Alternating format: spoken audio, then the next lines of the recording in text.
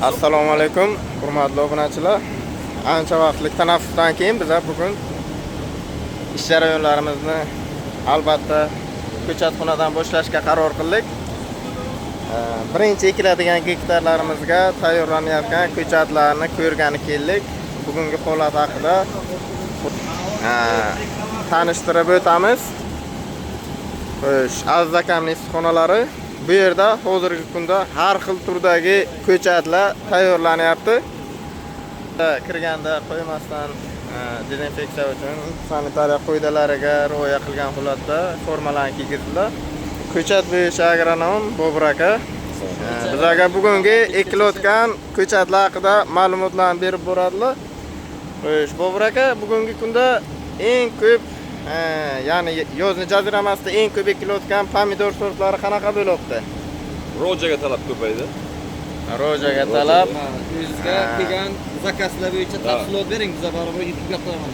Endi 2026-yil bizga ko'pchilik, ko'p joydan zakaz bo'lib tushibdi. 3 milliondan ziyodroq, o'rtaroq zakazim bor. Ko'psi lekin rojaga talab oshdi shu yilda. Provadan o'tdingiz.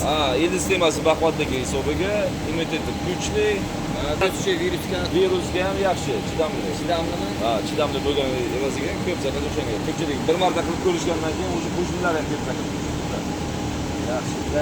Hozir qarasangiz agar shu yerga payvand qilingan rojada. O'sha roja mana hurmatli obunachilar, Pink Paradise va roja sortlari hozirda ko'p ekilyapti. Mana bunaqa sovutish tizimiga ega bo'lgan issiqxonalar qo'rqmasdan Pink Paradise ekishadi va issiqqa chidamli roja sortlaridan ham ekishadi. Mana bu rojani payvandlangan ko'rinishi, hurmatli obunachilar, tagi yovoyi bo'ladi, usti o'zimizning shu roja F1 pomidorimiz bo'ladi. Oziqlantirish mana shu tarzda samolyotcha deyishar ekan. Mana shu bilan oziqlantirishar ekan.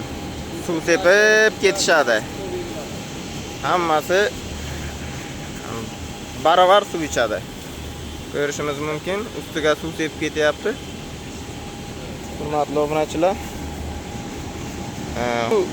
ob-havolarda roja, azra, yana ham lamia degan sortlar bor.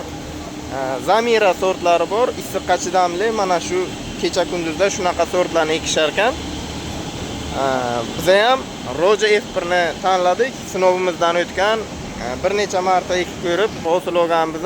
Issiq mavsum uchun idealniy sort desa ham bo'ladi, hurmatli obunachilar. Mana bu yerda bodringlarimiz ham bor. Bodringlarimizning 10 kunlik holati ekan. Juda ajoyib.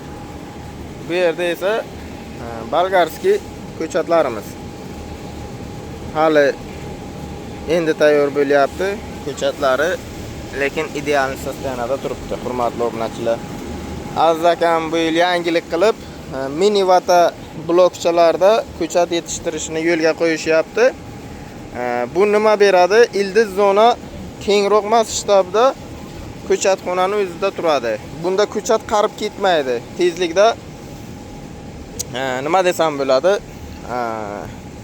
Mana bunda 50 kun tursa, mana bunda qo'rqmasdan 70-80 kun turadi. Sababi ildiz obyomi kattaroq joyga joylashadi. Baribir ham ko'chatni vaqtida olib qurgan yaxshi, lekin bunda biroz imkoniyat bor. Bu nima uchun qilinadi? Bu gidroponikalarda hozirgi kunda keng tarqalayotgan mini vata degan narsa bor. Kokosning o'rnini bosuvchi substrat desa ham bo'ladi. Mana shanga shunday etib qo'yiladi. Mana bitta blokchasini bitta teshikchaga qo'yib o'stirishadi. Bu ham juda ajoyib narsa. Ustunlik tomonlari boya aytganimda o'sha kundan qiynalmaslik uchun, ko'chatni vaqtida ola olmasa yoki parnik tayyor bo'lmasdan oldin ko'chatni kunini tezroq o'tkazish maqsadida buni qilishadi, lekin bu ko'chatlar biroz qimmat chiqadi. Sababi mana bu addelni pul turadi. Yana bitta pul turishini qimmatroq bo'lishini sababi bu yerda ko'p joy egalladi. Mana bu yerda 1000 ta ko'chat sig'sa, bu yerda 500 tagina ko'chat sig'ishi mumkin. Undan ham kamroq, 4 barobar kamroq. Chunki joy ko'proq egallaydi, hurmatli obunachilar. ishlarimiz to'xtab qolgandi. Ma'lum bir sabablarga asoslangan holatda qachondan beri video qo'ymay qo'ygandik. Dam olishlarda edik to'g'risi. Yil bo'yi ishlab, yilida 1 oy, 2 oy dam olib turish kerak.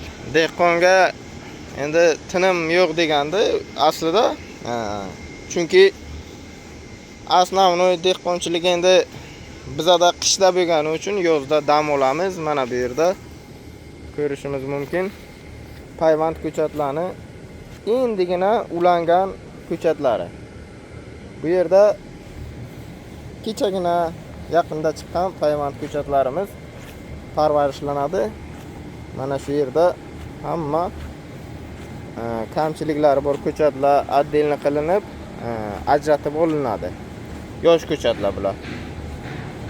Mana bu yerda yovoy ko'chatlar. Xudo xohlasa bu yog'i yangi sezonimiz haqida ma'lumot berib boramiz. Qanaqa sortda ekamiz, qanaqa agrotexnika bilan ishlov olib boryapmiz, barchasini ko'rsatib borishga harakat qilamiz. Bizni faolligimizni kuchaytirish uchun like, podpiskani bosib turinglar. Biz qo'limizdan kelgancha inshaalloh ma'lumot berib boramiz. Bizni kuzatishda davom eting. Keyingi videolarda ko'rishguncha.